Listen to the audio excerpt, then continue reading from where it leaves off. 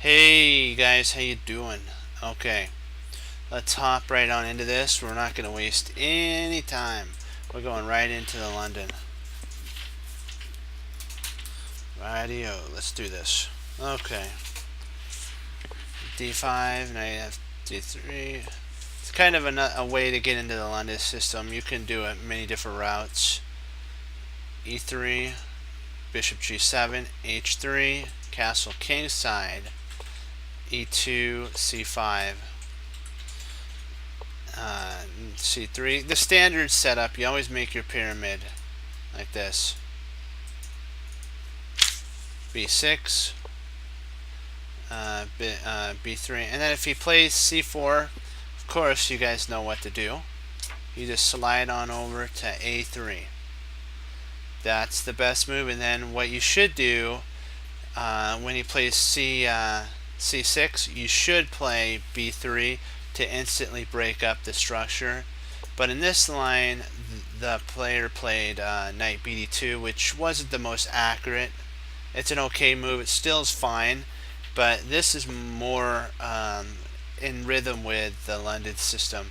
Because if he takes, then you take back, and you have actually created, you have one pawn island, and your opponent has two, which in an endgame, it benefits you. That's why B3 is a good idea in the London system in this line. Sorry, the Grunfeld system. So Queen D8. Let's see here. Alright. Okay. Let me get this right here.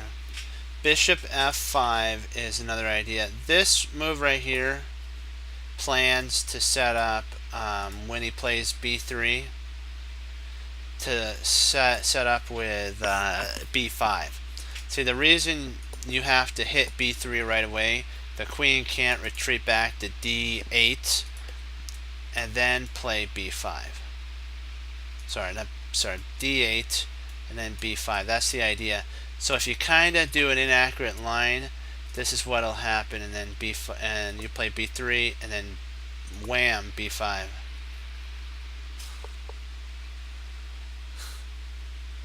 So, but we're looking at if Bishop F5, B3, C takes B3, A takes B3, and Knight D7.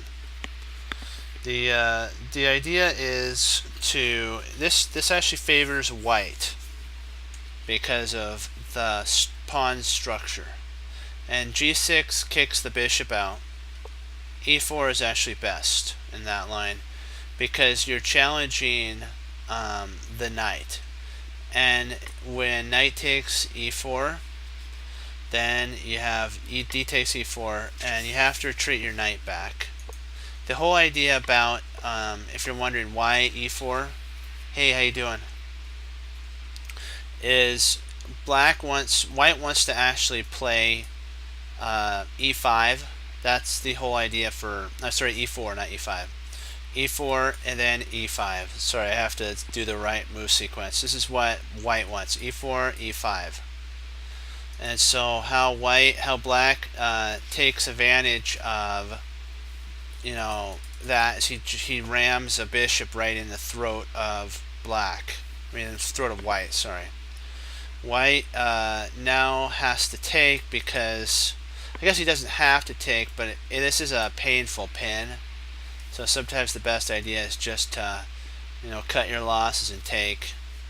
So then the pawn takes D2, and then E5. Black plays E5 instead of us playing E5. Bishop G. We don't want to take because then he'll take and he'll have all that. We want him to take us, if anything. So there's also a line. So after here, remember the proper move, B3.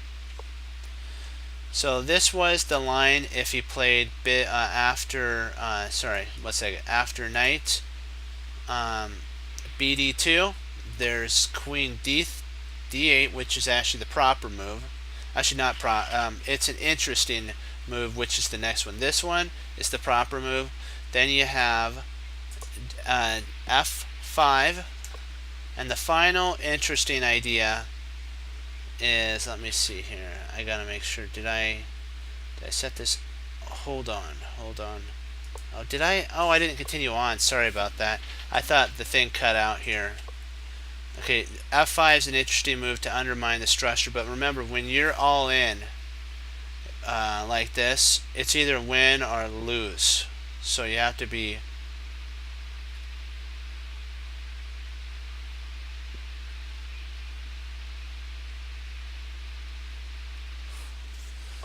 knight. I'm not sure. Is that the Aga? No, this is actually the Grunfeld.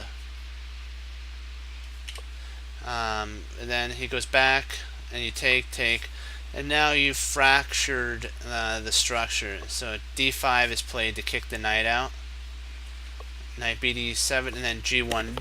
This right now, you're proving that you're actually better here, because white can safety his king with d2, and king d2, and now you have free reign. You're better here. Let's see here, and at this point, instead of f, there's e takes d, which is actually the best. c5. If you're wanting to, wait kind of not to get doubled, that's a way to do it. Knight c5, c4 to actually attack the queen, and potentially this activates the knight. Otherwise, it's offside and gross. Queen d8, and then now we emphasize the ability of controlling this. The idea of queen to d6 is black wants to play f4 and then try to clamp down on our king side with potentially f3. So f4, bishop retreats, bishop retreats back, and then f3. And he has a pretty good vice on the king side, and we don't want that to happen. That doesn't really give us a lot of mobility. So knight bd2, and now that's kind of that's two lines that could be played. But the idea of b3 for white is met by b5 with black. So you have to remember that when you have an opportunity, like I'm going to go back here, when you play after he plays e4, a3, knight c6, you don't want to play that move. Remember, don't give him time to send the queen back. This gives the queen time to come back, so that when you do play b3, he can meet it with b5. So instantly slam home b3. Crunch. You want to crunch it. If you're going for the Grunfeld positionally, this is a positional bind that you want. You're better in an endgame here. b3, c5, castles, because we don't want to take right now, and we want, if he takes, we could take back, and we have a firm pawn chain. So we don't want to fracture our pawns. We want him to take. Then we'll take back. So he played in the game knight d7, but there's actually bishop g5, which in theory does somewhat make sense, but it falls to this idea here, g4, bang. It's like the first move that you should think is wham, play that. And I know some players would say, but wait, can't you just take here?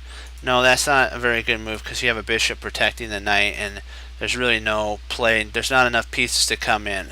It might be different if somehow you had a bishop here and you did that. You might be able to somehow get a queen in, but a little too optimistic. So the bishop just retreats out.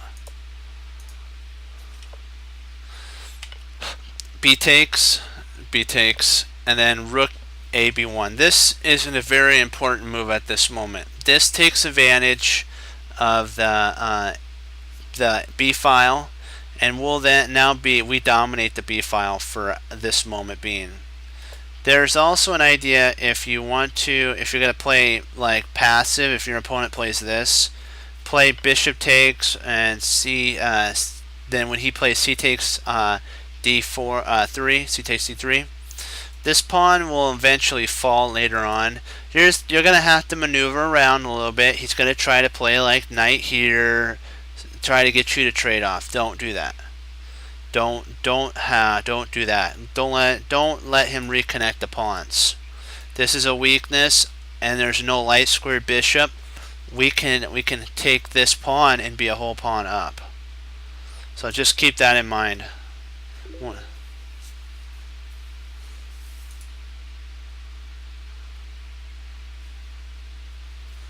Uh-oh.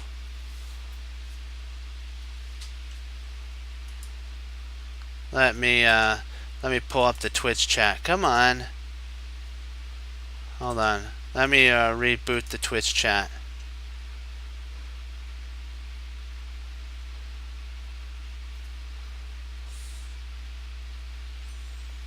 Come on.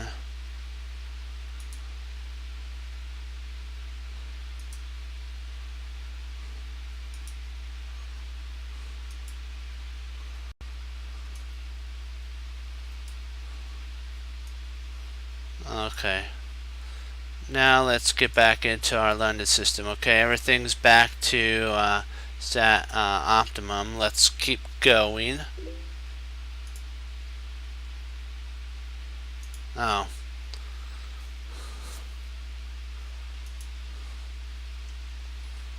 Huh.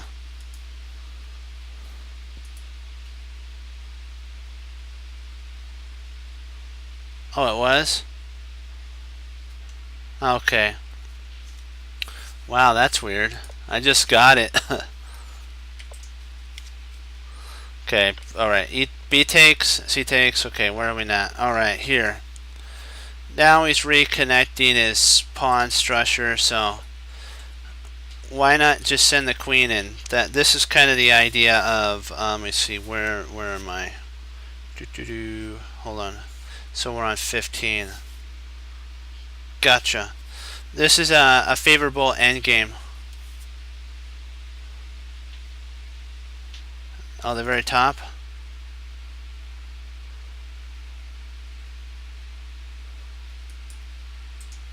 Okay.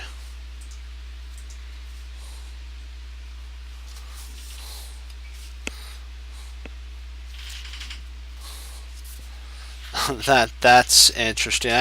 That was weird. I'll have to somehow get rid of that other message. But the idea is this is a favorable endgame for us because of the queen is so wonderfully placed. It's weird. It's like you can't. It's the maximized position. I was like, wow. And so now we get to trade off. We're more developed. So we're ready for the attack. We just have to bring over. Oops, I gotta put a exclam here. I believe this gets an exclam. Let me see. Gotta make. Yep, I missed one exclam. Okay, this takes advantage of preparing for a potential doubling up idea. It's an odd choice, but very strong. It keeps open the possibility of A4, A5, and then A6. So to keep the rook on A8 bound to it.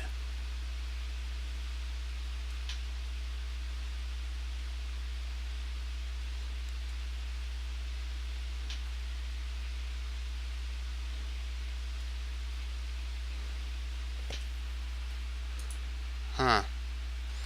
Well, let me see. Oh, he did?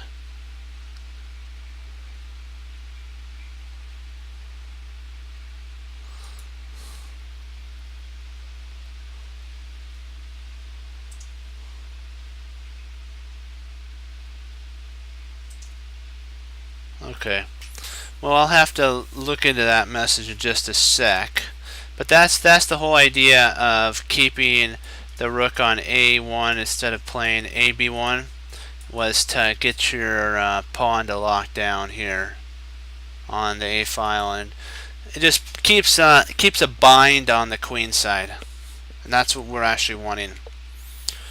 So A6, D1. Oops, I forgot another exclam. Drat. I was gonna go back and put them in. Okay, this is an interesting idea. It makes our bishop more active on a more active diagonal. He moves his knight back, and then we takes. Yes, he's got more space, but then we play bishop to A4. Rook A C8, and then B5 exclam. This idea is if he trades, which he does,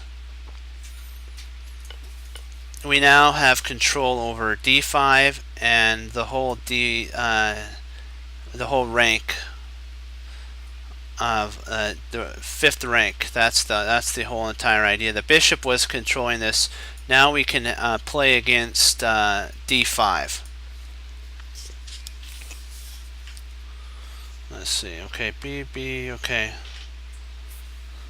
B. It actually says this back here. B5. I'll read to you kind of what the notes. My notes are saying. It displays great potential judgment. White voluntarily swaps his good bishop for black's counterpart. Basically, this is bad because of where the pawns are, how many are. But the whole idea is white gains two. White gets two things in the process. One, he weakens the D5 pawn, and two, he eliminates a defender of B7. So in one move, he did two ideas.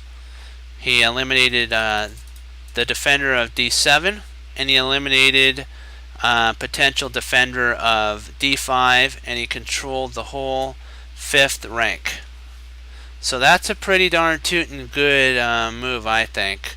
That it has that many ideas, probably many more though, because it does. It's funny. This bishop looks weak, but it's actually a very vital piece in black's queenside protection. It kept an eye on B7, so when it gets traded off, white has 2 points now of attack. And that's just it's incredible. One move can kind of really cramp black's style for a long while. So F8. One sec, where am I now? Okay, gotcha. Which takes, okay. Alright, G4. Begins the expansion on the king side. This is king side expansion time. Interesting move. You know, it's the only problem is it creates a weakness on F4. So and black takes firm control over that by playing knight to E6. So the black sees that no longer can the pawn go to like G6 or anything like that. It surrendered the protection of F4, so the bishop has to retreat back, and it retreats to G3. But if you think about it, now the pawn's on G4, so we don't have to worry about the pawns being blocked, and we can now get our kingside thrust going. So D7 was played.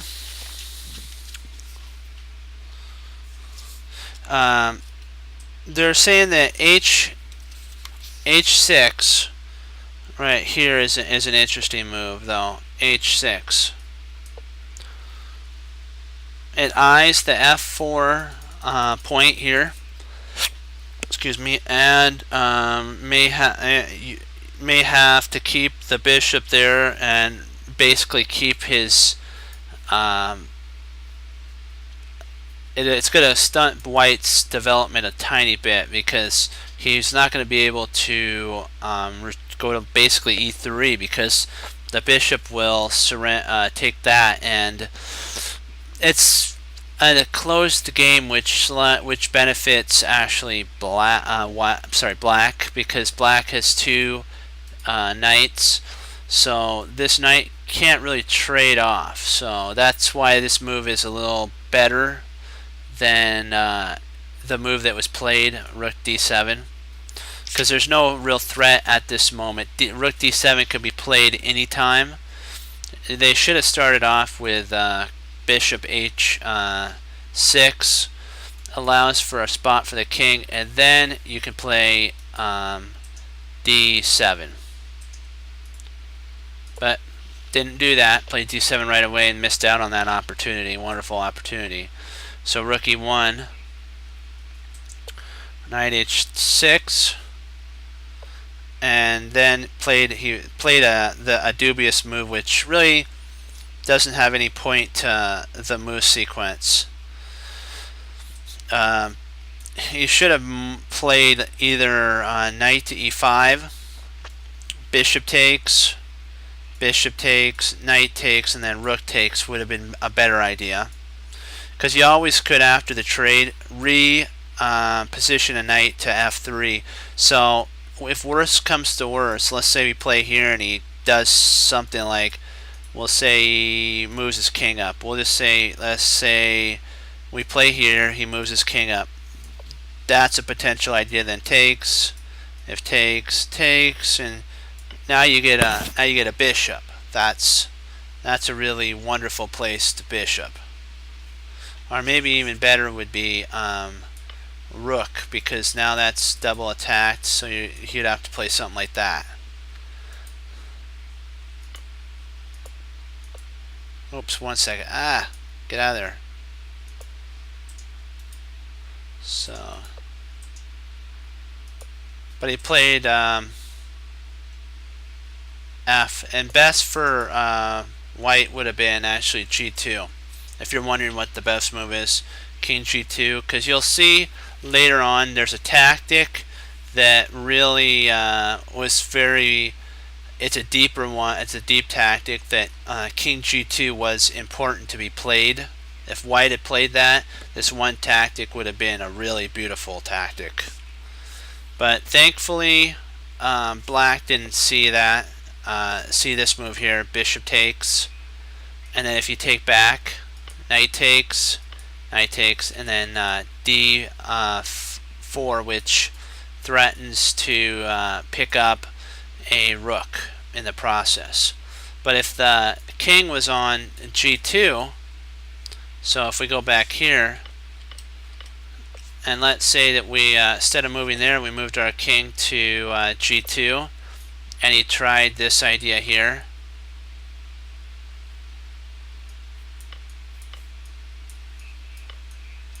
He doesn't have that same point anymore of knight f3 isn't available for the knight, which means this knight can just go thank you, say thank you very much, and just retreat back, and now we're up one whole piece.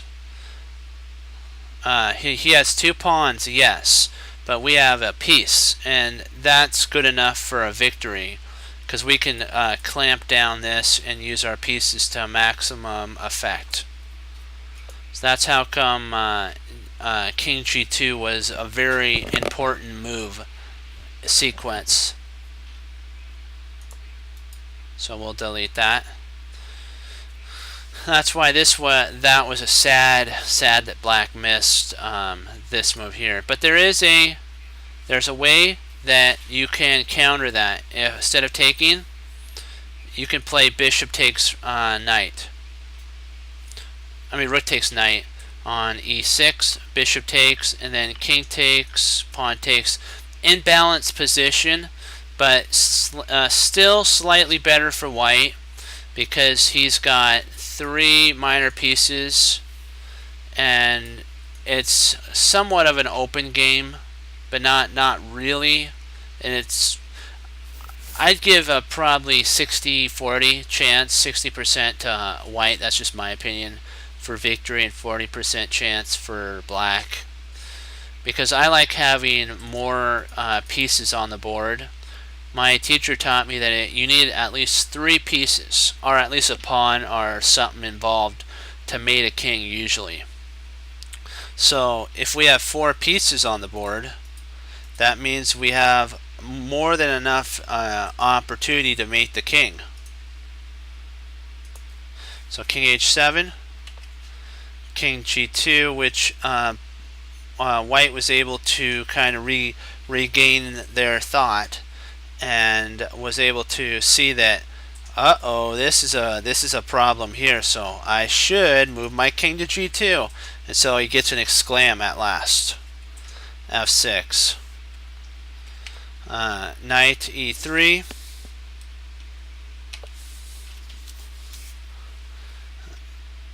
let's see, 29. I have to go to the next page. Let's see, where did I? Oh, all right. Here's c2. Another subtle idea. The plan is a3. Let me see. Okay, a3 to be what in the world? Oh, the plan. Sorry, the plan is a3. Got there's my notes. a3 and then knight to b4. That's the idea. And otherwise, f1 and then, all right, sorry, here, actually if it's here, it goes there, here, really doesn't give you a lot of maneuverability. So the idea is to implant a knight on b4, and the way to do that is he goes rook e8, a3, exclam, bishop e7, to take advantage of this weak point, and then white just slams a sorry, I have to get rid of that dot there, slams the knight right in, and so this knight will take, actually the bishop takes, and then b takes, and now rather than having 3 pawn islands, white now has 2, and black has 3 pawn islands. So in an endgame, white stands better. f6 is an interesting move. It covers e5. So the knight wants to someday go to e5, and so f6 covers e5. Rook a1, which the idea is to go to a6 and then take an advantage of the pawn here and the knight there. So king g7. There's an idea of g5, a, and then rook c8. And now it's okay, black can hold, but not for long. This it's just there's such a amount of bind on black's position that eventually white's going to find a loophole to get into, and then like here, here, and then it takes, and then in, and then in, something like that. And once white gets inside black's, he's done. Exactly, I agree with you, Fox. White does have a massive lead at activity. So king g8. I think did I put down an interesting move for? Okay, king g7 wasn't an interesting idea. Okay. h4, which h4 is a very interesting. It's a exclam idea because you're wanting to make a route for the knight to come here. So g5 is a natural idea. So h4 prepares for g5 because takes, and if anything you can double the pawns, and so you'll have 2 black pawns here which will be weak, and what will happen as well, you have the h file that'll be open too. So h4 prepares for the opening of the h file, surrendering the control of e5 and doubling up black's pawn structure. So f8 was played, which is an interesting move. It's let's see here. Yeah, black prevents white from playing g5. because if let's see, yeah, from play g5, and let me see. I think are we on 34? Yeah, there is g5 right here. Is he's saying that there is an idea, but then you have a6 again, and then c8. So you have a very similar idea of the prior move if you wanted to do that. But if you want to play more active for black, then you have to play king f7. And then what we do is we still play a6. We're still playing a6, rook a6, c8, and then now we get g5 anyways. Black thought that by moving it would take care of that problem, but actually it provoked an even worse weakness. They're also saying that h8, h5 is also an exclam move, so both these ideas doesn't matter if you have a king d8, if you do g5, or if you go h5, either one's an exclam. g5 is and the whole idea is to kind of open up the king side a little bit, causing a little bit of error around the king. So h takes g, knight takes, and then we take, and then he takes back. But there is this line. If he makes a mistake and plays f4, f5, this is cool. I was like, yeah, I want to see if you guys see the line. This is a tactic for you guys to find. Do you see what white to play? White to play and set up a tactic.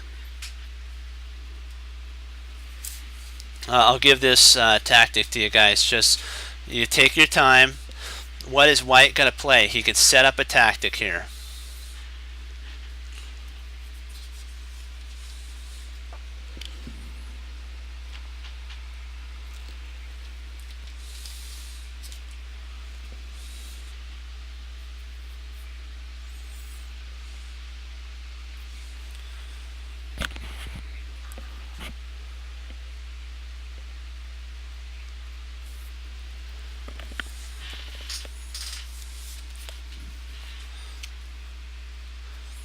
Take your time and find the tactic.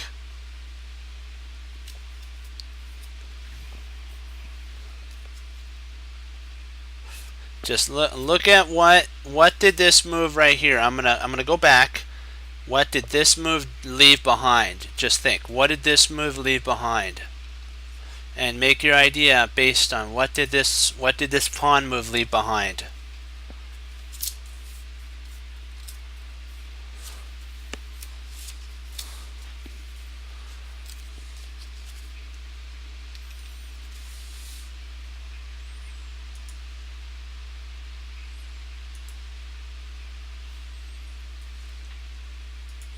I'll give you guys a 1 minute.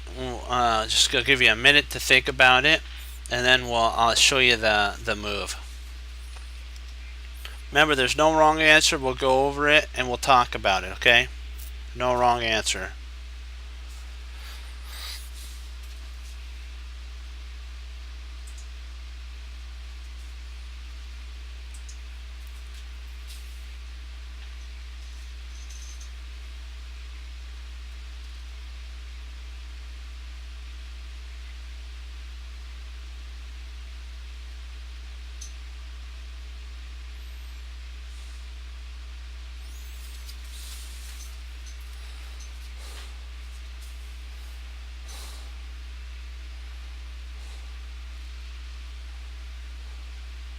Okay, I know you guys saw it. Great job. Rook takes, and knight c5, and you pick up a piece. You're gonna get a piece ahead. And I think I have to change one thing in here. Just hold on. Let me make sure that yeah, I think I need to. I need to take the exclam away from this. I gotta get rid of this here. This really isn't a good move. So I have to remove that. I misread it. So the only move that's good is G5. So takes, and now the pawns are doubled. There's an entry point on the H1. So C5. Now we're double attacking, and finally, when this knight is gone, C5 is open. It's like, yes, and white's finally like, we have arrived. Finally, I can play knight rook C5. Now white's gonna totally dominate the game. That one knight held the position together, but now that it's gone, open game for pawns for white. So E8, and then bishop to E5 is a really interesting line. Let me get to that point. Where are we? So we're on move 40. Okay. White unleashes a strategic pressure, and this is very instructive. Note how his bad bishop actually dominates the potential for A7, because you can get a bishop there. Let me see here. D5. Wait a second. It says D5 G. So these are the targets here. This bishop guards all of this. All this here. This is what they're talking about. These points of attack are huge, because the rook can't come here, can't come there, can't come there, and there's really no way to protect all. So this bishop is really strong. So it's a bad bishop, but it's so active that it outweighs its badness. So okay, F, rook F8.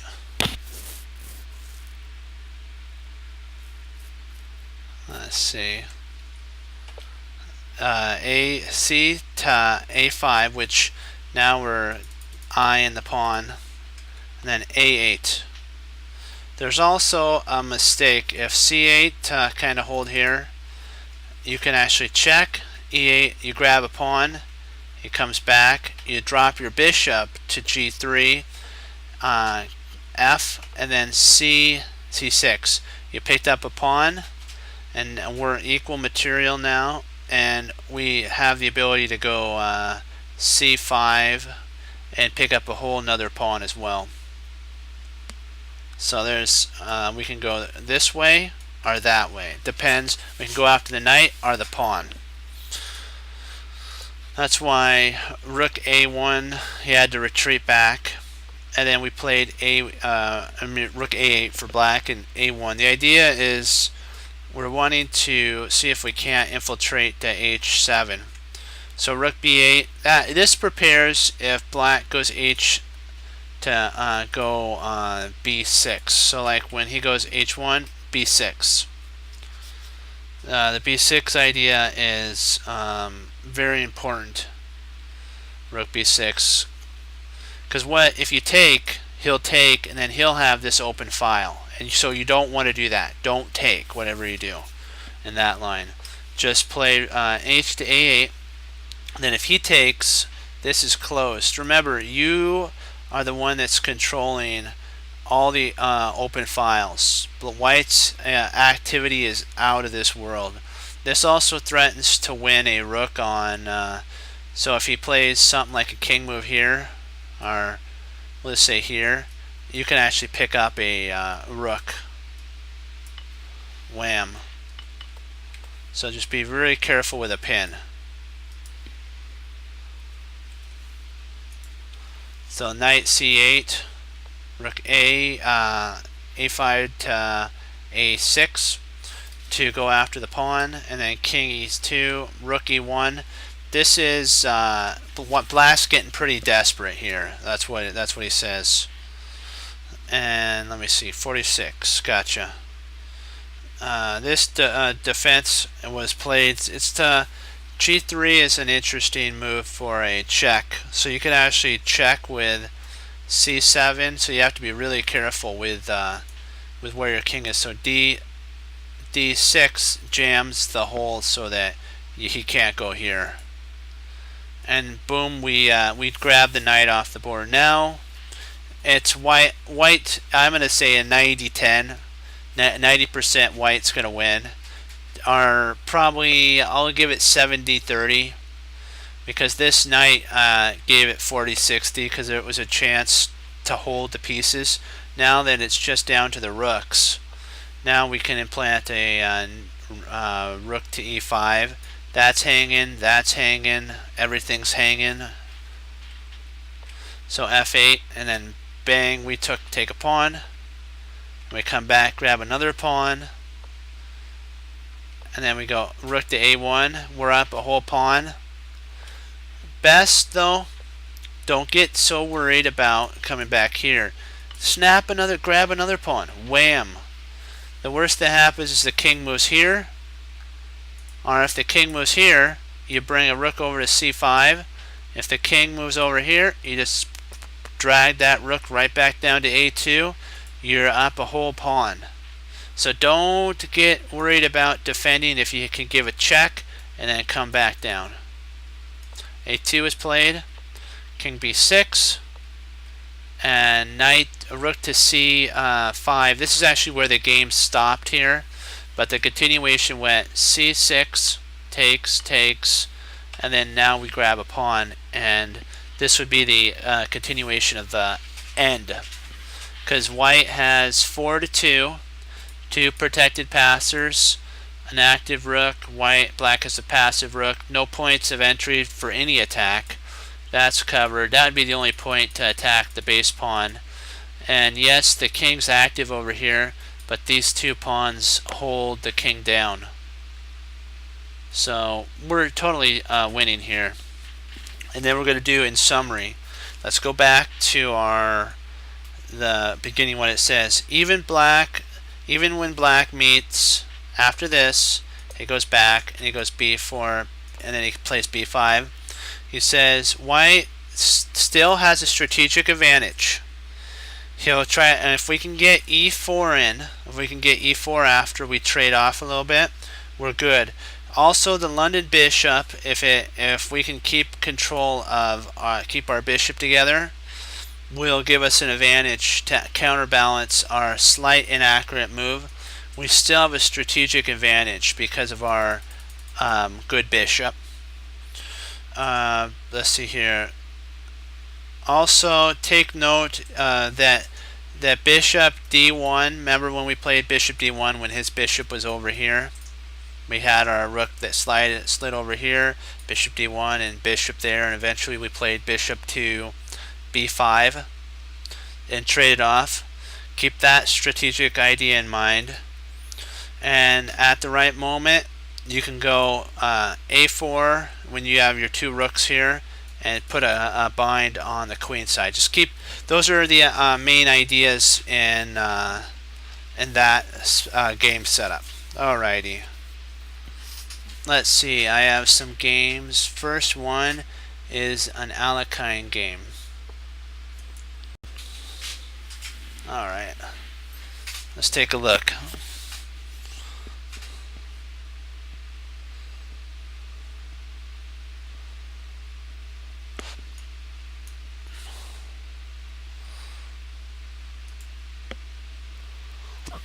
Excuse me.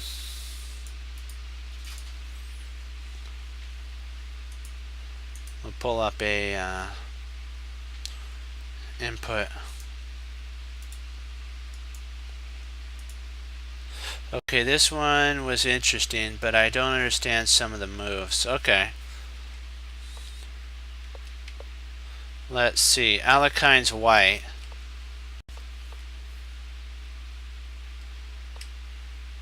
G3.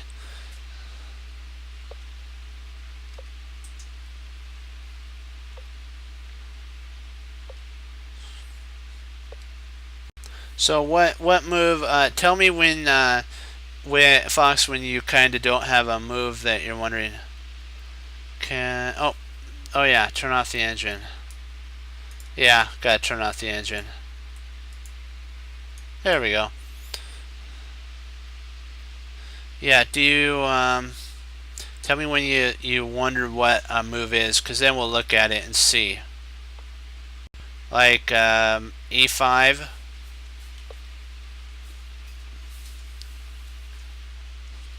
Is that kind of the H3? Is that the kind of move you're thinking? Like, what does H3 have? H3? That's actually to prepare. You don't understand? Oh, well, H3, if you want to think about it, stops the knight from going to G4, because H3 stops knight G4.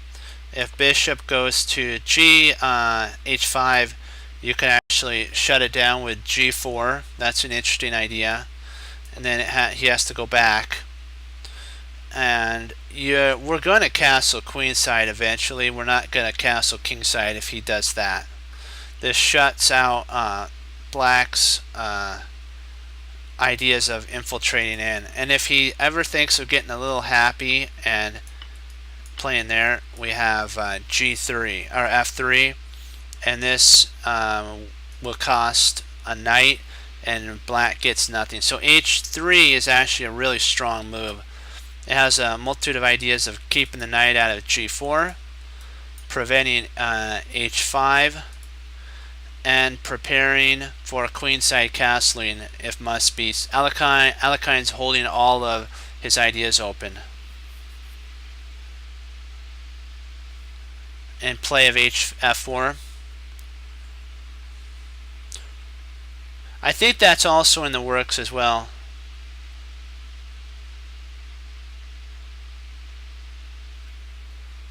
Yeah, I see what you're saying. That does work, yeah, because H3 is usually playable with F4 as well. I think I forgot to put that idea in. It's also if white gets to castle. Let's say black just plays passively for a while. White can castle and then have a pocket for his king to go to on H2. And as well, if black castles the same way, that also allows for the knight to go to G1. So if, let's say, bishop here, castles, king H2, and then next the rook that's here could go to G1, and you can start your onslaught push. There's a whole bunch of different ideas. Like what you're saying, prophylactic, it's a long-term idea. One sec, let me get a drink of water and we'll get right back into this. Okay. Okay, so castles, there's the idea. There's the castles we were talking about. Castle queenside and then D5. All right. This is nice.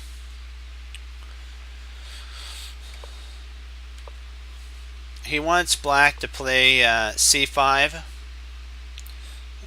so that he locks down the king, this side, and then we can at this point potentially play rook B and go for B4 idea.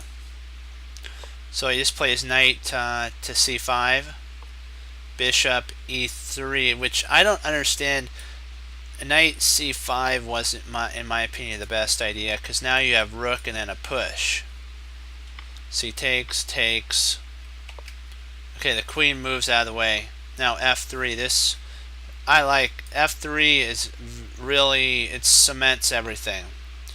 There's the base pawn. New base pawn is F3 now, not E4, and so it's going to be pretty hard for the pawn to be attacked. So this chain is really strong. It allows now for rook to C1, check. Yeah. That's what I was thinking, yeah.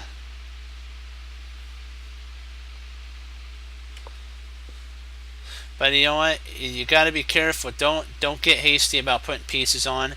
It costed black pretty good amount of tempo now.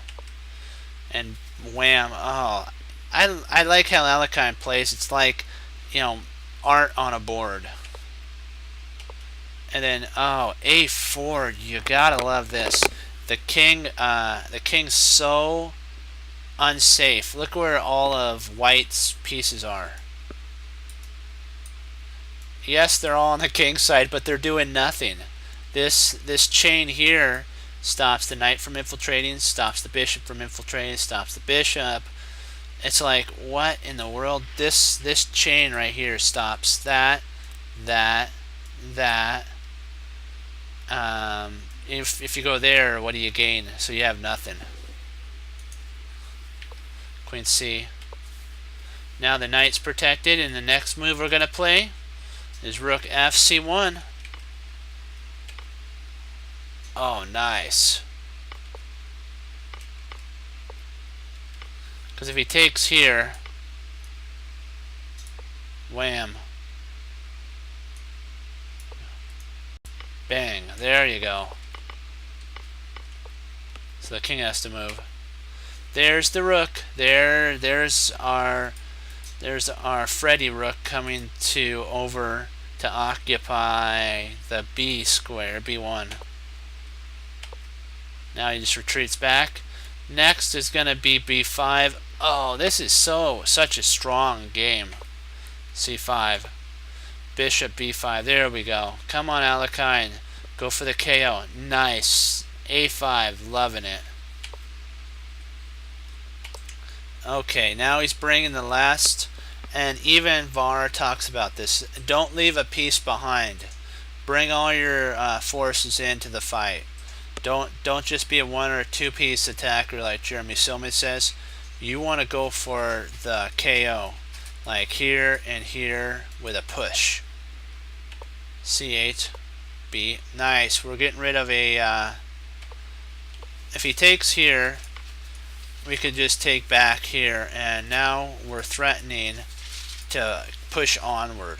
And the knight's protected twice, so we're perfect. Now the next idea, to jam a knight there. B6. So if he takes here, let me see. I'm trying to figure out, do we want to take with the rook or the bishop in this line?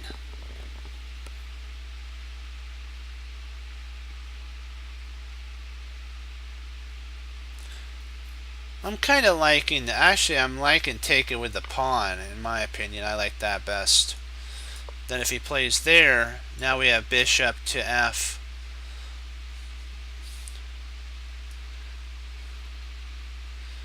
Yeah, I'm liking that. So more likely this would be playable here.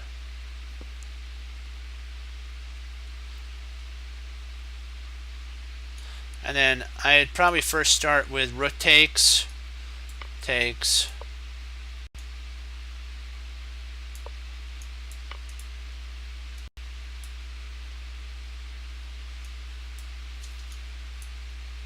Wow. Okay, queen would have to. Come on, why is it? What am I missing here?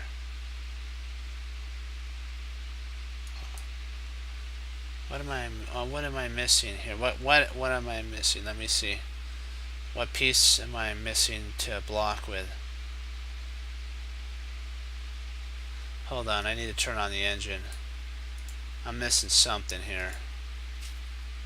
Let me see, because there's a piece I'm missing. Oh, we take with the king. Oh, duh.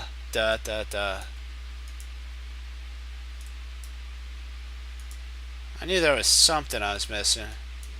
Got so excited here. Okay. It takes check. And then, let's see, we gotta.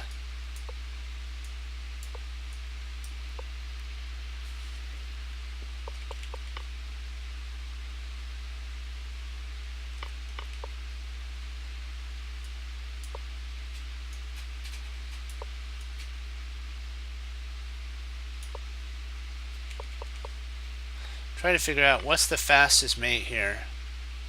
So you take there, comes there. I'm trying to figure out what's the quickest mate. I think it's check. There we go. Checkmate. There it is. That's the mate 3. There we go. So he has to move. Now we're going to pick up takes.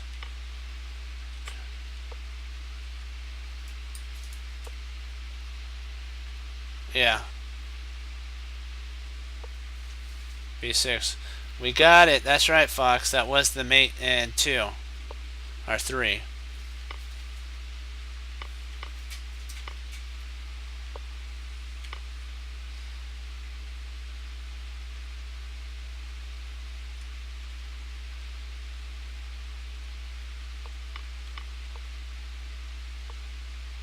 Right, this knight's still about to fall.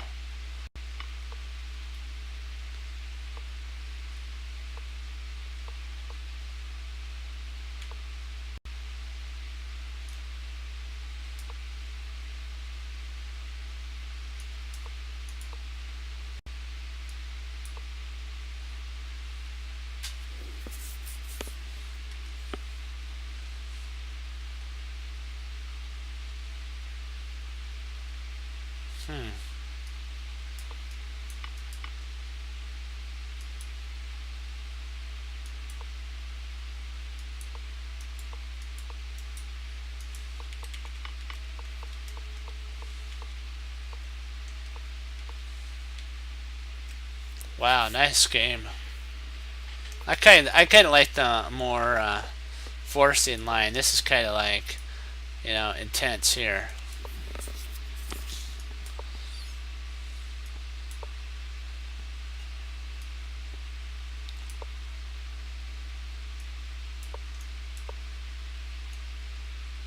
So you wouldn't be able to do that because you'd lose a piece.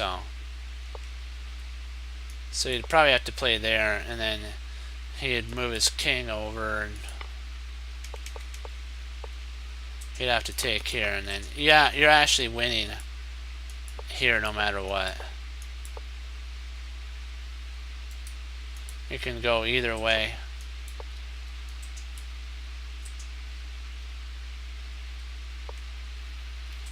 Okay.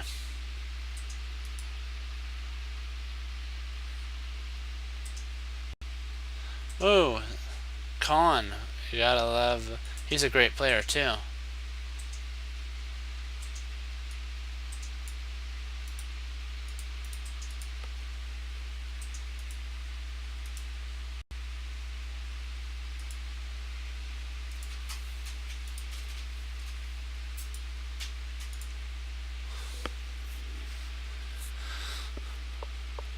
Okay.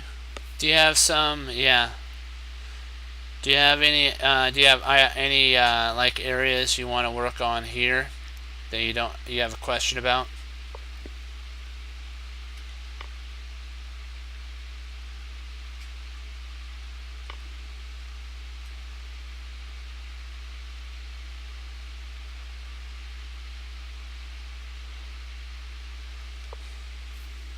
I think con means great, so that's like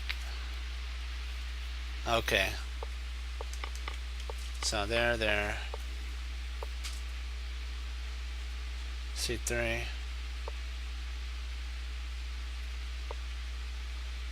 Bishop F4. F3. I've had this move kind of like this thing, and I'm like, really? I just play F3? That's kind of funny. And then your bishop's offside. It's like, what do you accomplish?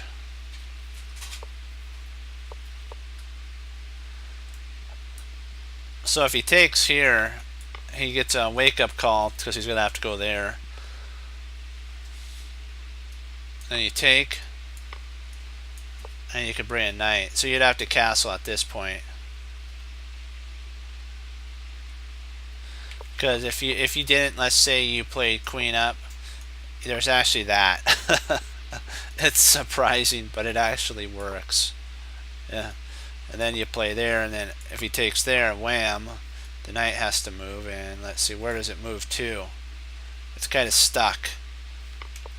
So you can't you can't take that knight. So you're gonna have to move your queen. Then you take there. Queen takes, and let's see, we move our queen up. Now we're eyeing there. We castles queenside. We castle queenside, and I don't know. Maybe instead of castling queenside, I might castle kingside here. Kind of like kingside better, because I have more attacking pieces on the queen side.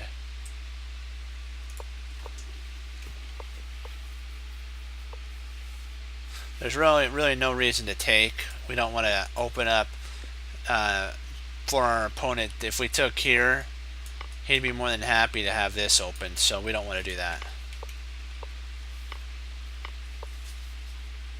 Okay, nice. She takes. Castle queen. So now we got rid of a. We're down to knights, so it's who has the best knight mobility. G3, G6. Rook. Okay, so then E5. Huh. So we're putting some clamp down here on A5.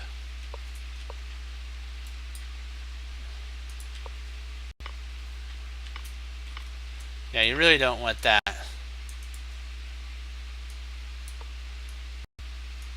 Then you get somewhat of a kind of a bind there. Well, maybe that's not the best move now that I think about it. You gotta make sure your moves are good.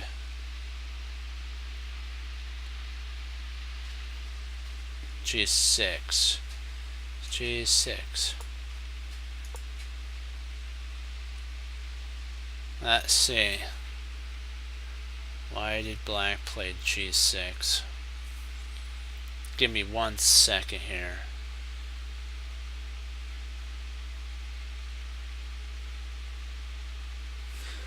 Well, usually if it's a bishop, they usually retreat their bishop back and then they implant it there, but I doubt that's what he's going to do with his queen. I doubt he's going to retreat his queen to F1, F8 and then G7. I doubt that.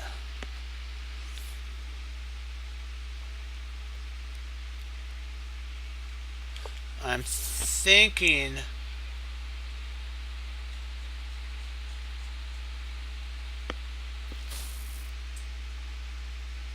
it may have something to do with H4 later on, but I doubt it.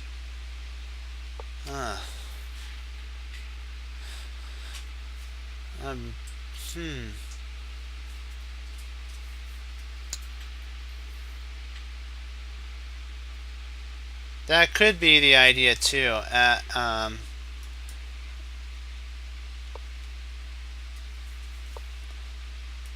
F5.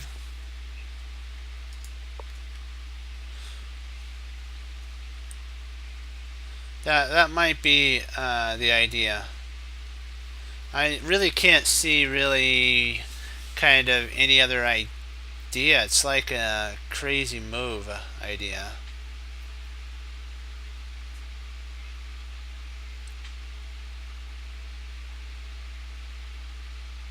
I'm thinking it has. I think it's the only. Yeah. I'm trying to see. Maybe it has something to do with a king going to G7. That could be an idea. You know, to make a loft. Maybe he's thinking of expanding himself. You know, some players might actually.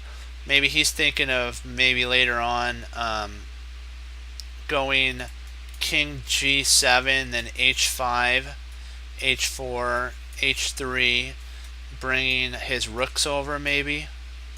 I'm thinking it has a prophylactic idea to do with King G7 and bringing both his rooks over and trying to pound the door open as the castle door down. That's really the only thing.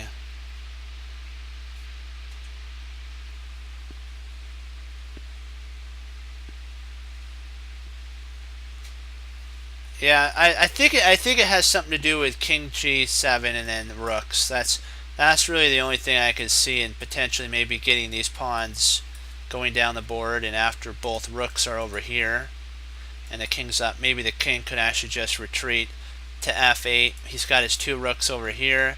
He'll be here. He'll have this rook. Sorry, he comes up. Rook slides over. Rook comes over, and then king comes back, and then he's got maybe this type of push. That's kind of the only thing I can see is maybe he's trying to mobilize his two rooks, because he's pretty much cramped. That's all I can really see. So now, bang, nice. Now this is a weakness here.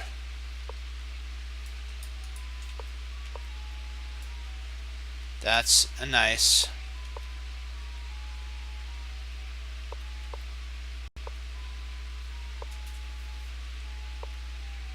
That rook move was really nice. It guards here.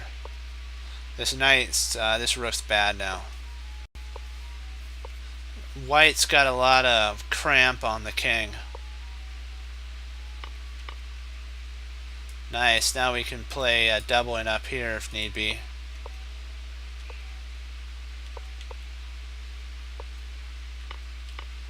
Sweet. Got a pass pawn here. Love that.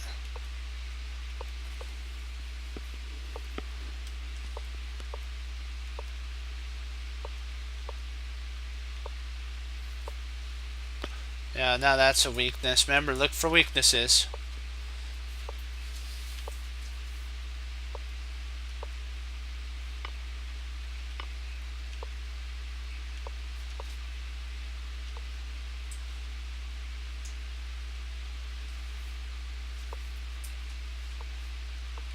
This move, if you're wondering what this move does, this prepares potentially for like a d5 push, or a potential rook f to d2. If you're wondering what this king to e3 does, rook f d2, so that if the rook comes back, we can push, and we have the ability to do that. Or you could do that. Check.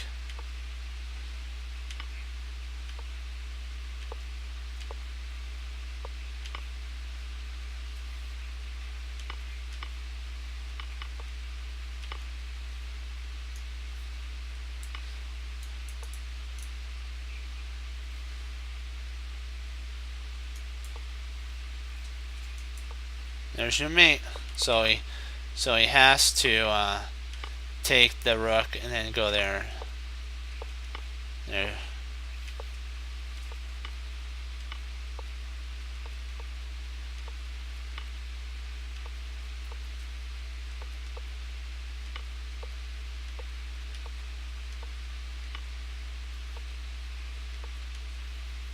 Yeah, I like these. I like these type of rooks. So if he goes here, you go up there. Or maybe you could even threaten, this is even better now that I think about it. You d5, you just want to go here. This threatens mate.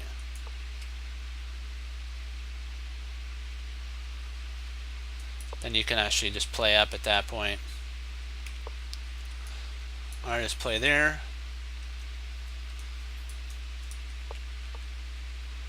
So you can't play e8 then. You'll have to come over here.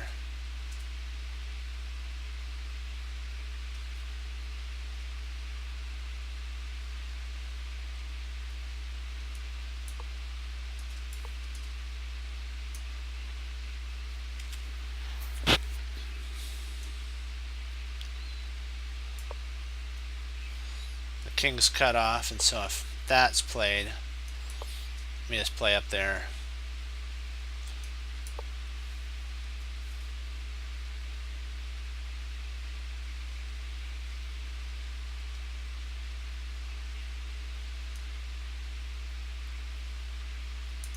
We gotta be careful here.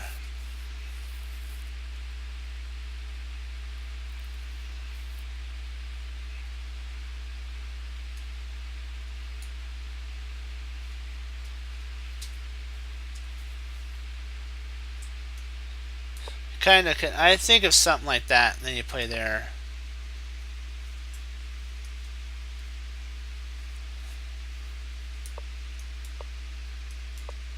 Well, maybe that's not the best either. Maybe just the old standard king up here.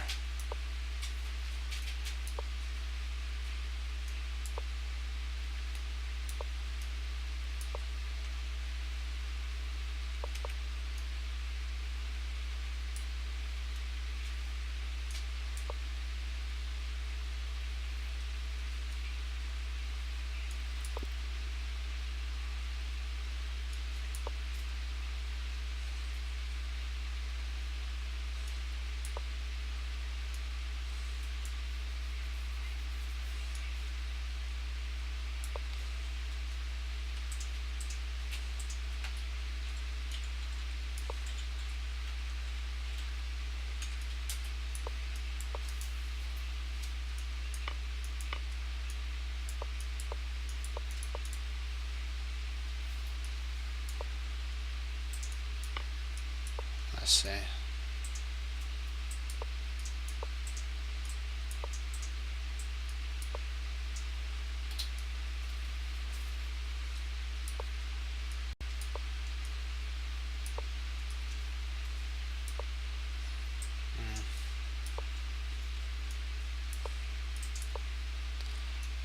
We almost got him. Let me see here.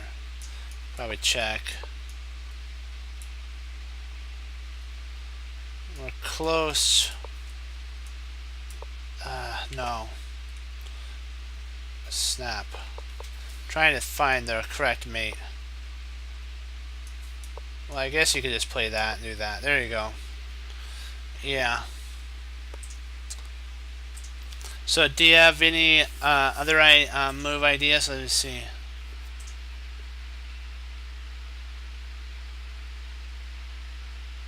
Yeah.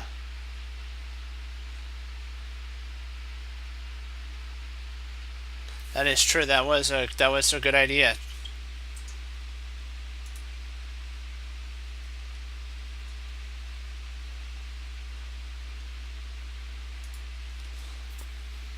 We'll do this puzzle, and then we'll do one more. I don't know if you have any games that you're looking at. Let's see here.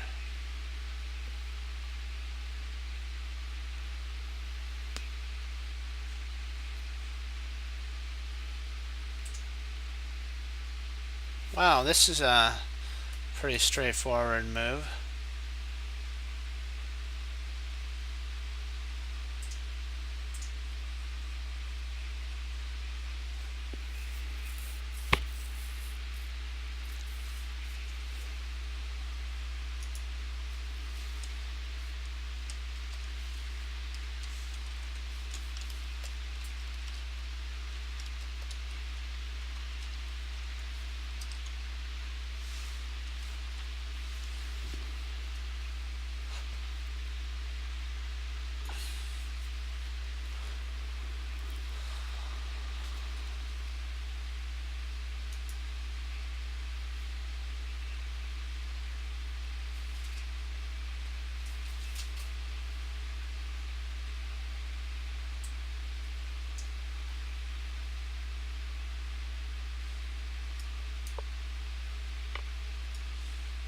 Hold on.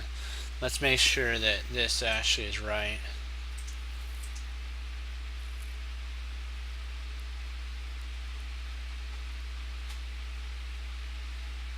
Yeah, I'm sure that this is.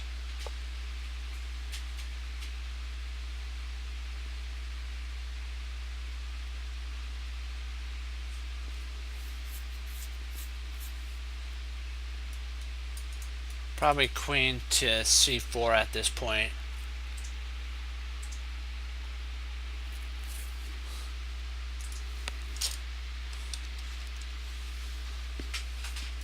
It guards the fork.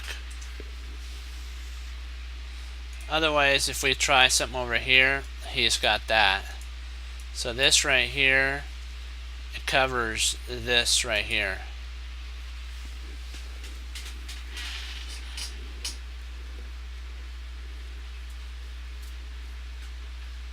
It also covers that.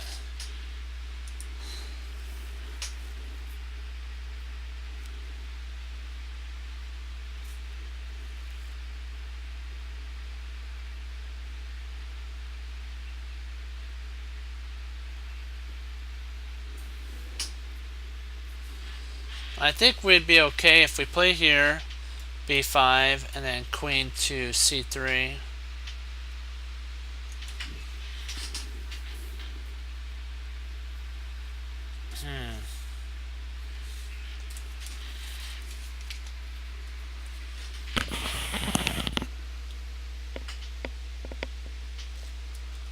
Whoa, that is a good idea. Wow.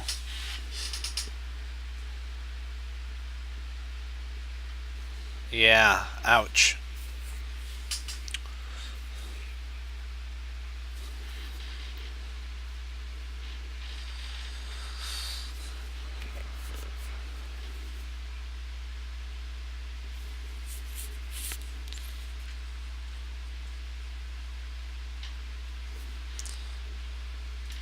Maybe it has to be that then.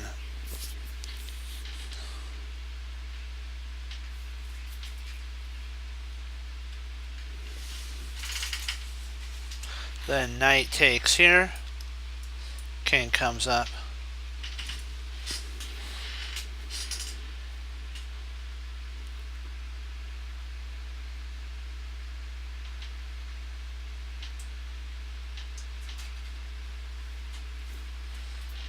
Is it queen e4?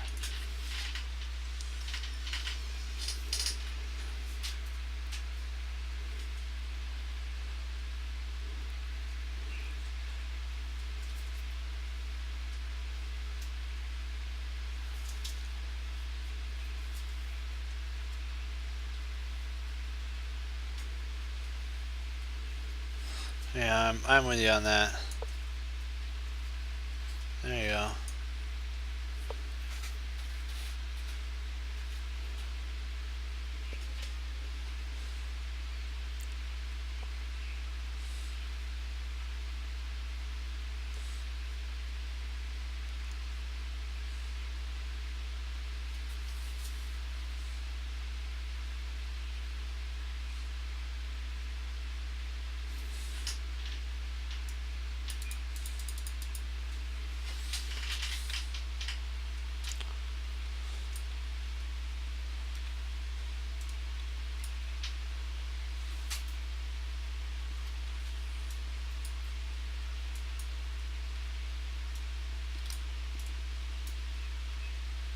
It'd be a mate. So knight takes e6, 6 check, king h8,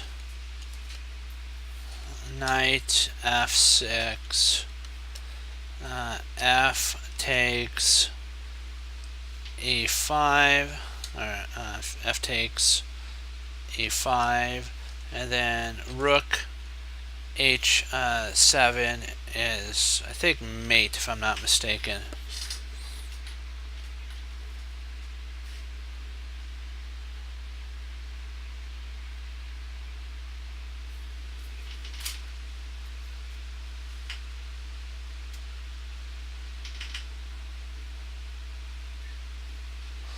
Yeah, I think you're right.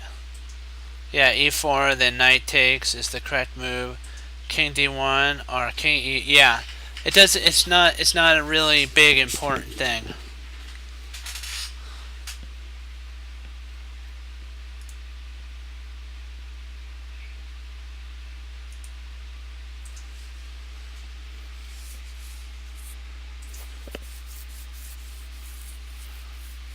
because either one, king d1 or king e2, I think it traps his knight, and we have a queen, so we'll make it back. What do you guys think? I'm thinking knight to e6, and then I have to log off after this puzzle here. This is such a sweet one. Loving it, loving it.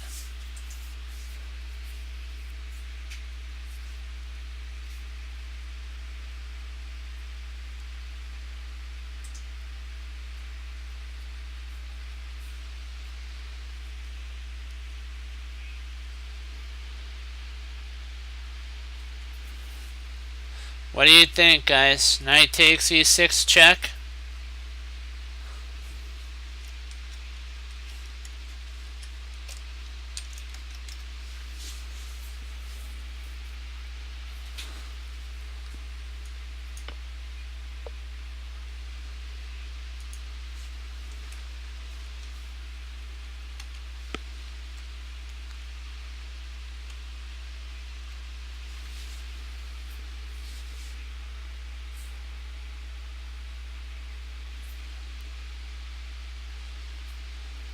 What do you think? Knight f6 now?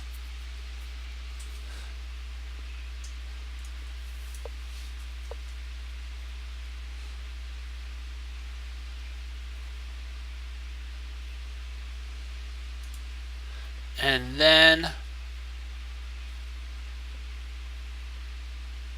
let's see here.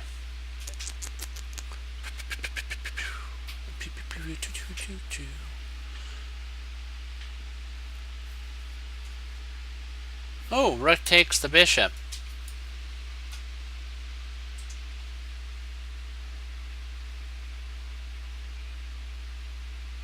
Huh, no. We don't want to do that.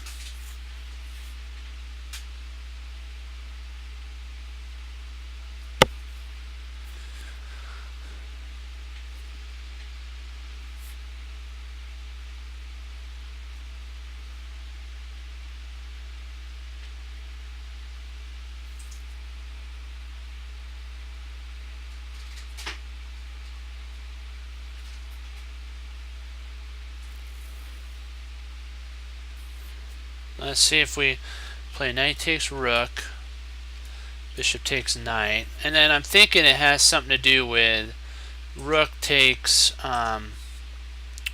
f7, maybe something like that. Rook takes f7.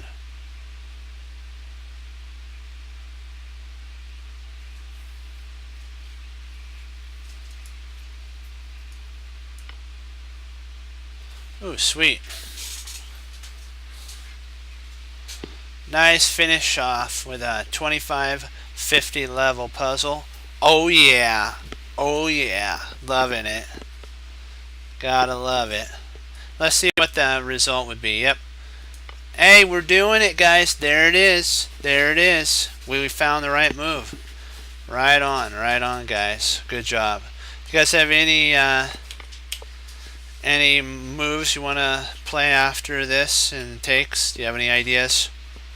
Are you all good?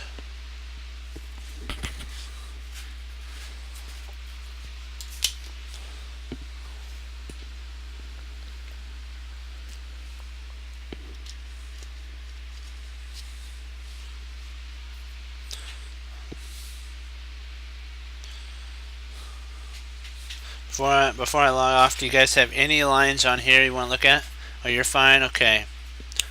Are you good, economy?